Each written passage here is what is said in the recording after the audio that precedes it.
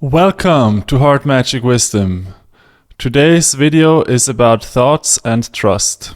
So if you have ever meditated for like an hour in a row, then you will know that the voice inside your head just keeps talking. And if you pay attention, it just keeps talking even if there's nothing to do or to say in the moment. And thoughts that you can do nothing about right now will repeat themselves, and so they are not really helpful. They are just like reminding you of some situation that you cannot solve in the moment, or they are reminding you of a feeling of how things are unfair. These kinds of thoughts. I mean, if you have these thoughts, then there are, I think, two questions. First of all, why does my brain keep generating these thoughts? And also, are the thoughts true? Like, when are the thoughts true? When are the thoughts helpful? And in general, for me, it's clear that the thoughts are not always true. I mean, then life would be really easy if all your thoughts were true.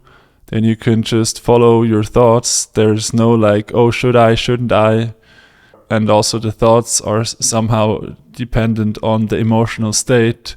Sometimes when you're really happy and euphoric, you think, oh yeah, I should do it, I will do it. I will, for example, go on this adventure trip with my friends. And then when you're really down and you're really tired, then you think, oh, it's all too much, I want to cancel. So what is up with that? If your thoughts are not trustworthy. The content of what they tell you sometimes doesn't tell you really something about your innermost desire. It tells you more about how you feel right now. And also sometimes you're just wrong. You know how, for example, you think the line in the movie was this, and then the other guy thinks, no, the line in the movie was this, or whatever. And it's something that you can verify.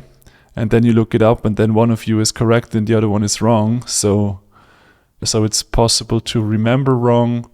But the problem is that we have to make choices all the time, and we need all the tools we can to make choices, and the tools are limited. We have the thoughts, we have the emotions, and we have the advice from other people. And then what else can you do? Pretty much nothing. You have to make a decision. You have to decide to go to work today or not. You have to decide if you're a little bit late for the bus. Should you run to the bus station or not? It's all these things, and life is decision after decision. And then think about all the other people. They are all in the same predicament. They are all just running around trying to make a good decision. And they also just have the same tools. They also have a voice inside their head. And I mean, personally, I can say sometimes the voice inside my head is crazy. Especially if I have a problem in my life currently, then it just keeps bringing up the problem.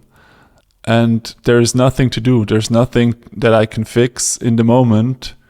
And it's like I talk to myself and I like command to myself, okay, I don't want to think about this for the next 1 hour anymore. And you know, that's funny too, because like that's just another thought.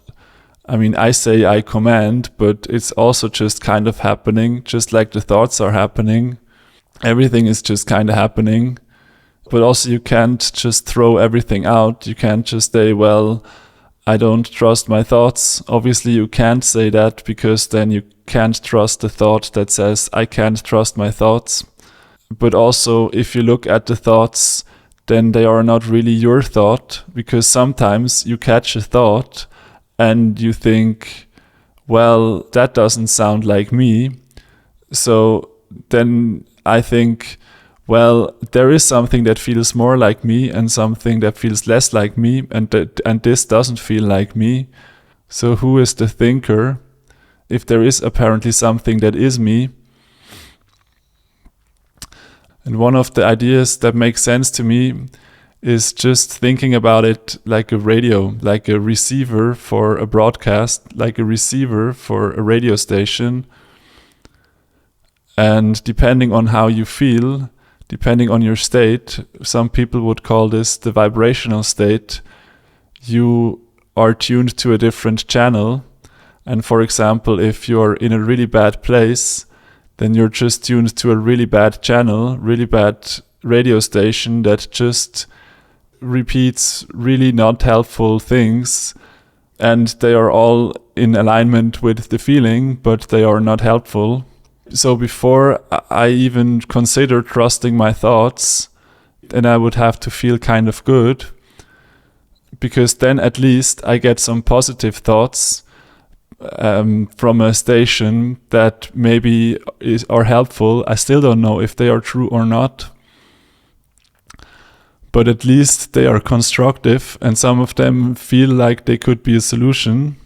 And also, I really do like the thoughts in general, because some thoughts are really helpful. So, some people say if when you get enlightened, that's the end of thought. I mean, I heard that. I feel like the correct way is really close. It's just when you're enlightened, it's the end of identification with your thoughts. I mean, it's the end of any particular identification, but sometimes people misquote it or misunderstand it, or maybe some teachers, they don't get it right themselves. And I mean, who is ultimately the authority? It's always you, because I can say, yes, it is like this. Enlightenment, the word means exactly no more identification with something in particular. And now you can either trust me or trust somebody else or whatever. So you are always the authority. And from my standpoint, the thoughts are useful. You have to trust something. You have to use your tools. The emotions are useful also. And even the other people giving you input is useful. But in the end, you still have to make your own decisions. And I feel like this life is mostly about making decisions and getting to a place where you use your tools, like the thoughts and the emotions, in a way so you feel like the situation gets better. And yeah, I mean, I have been doing this all my life. And because I think overall, the tool of thoughts is helpful to me in navigating my normal life. I feel I'm doing pretty well. Then I think the thoughts are also possibly a good tool to think about things in general, like the rules of the universe, the rules of existence. But it's still a big mystery. The thoughts, they just come. I feel like there is something that is more myself and something that is less myself, but the thoughts are just sometimes in line with this. And also, for example, when I make music, it's also the same thing. You just have inspiration. If you, for example, write a melody, then the melody just comes to you. And could you now have come up with a different melody in this moment? Well, no, you couldn't have. It's just the melody that came. And then you can record it and listen back to it and maybe try to come up with a different one and then choose. But it's all a little magical. It's all a big mystery. But it does kind of work, because in the end, I usually have a song that I like. So it works. And I also did want to make the song. And then I did make the song and the melody and played the instruments and recorded it. And so the stuff goes together, which I think is great.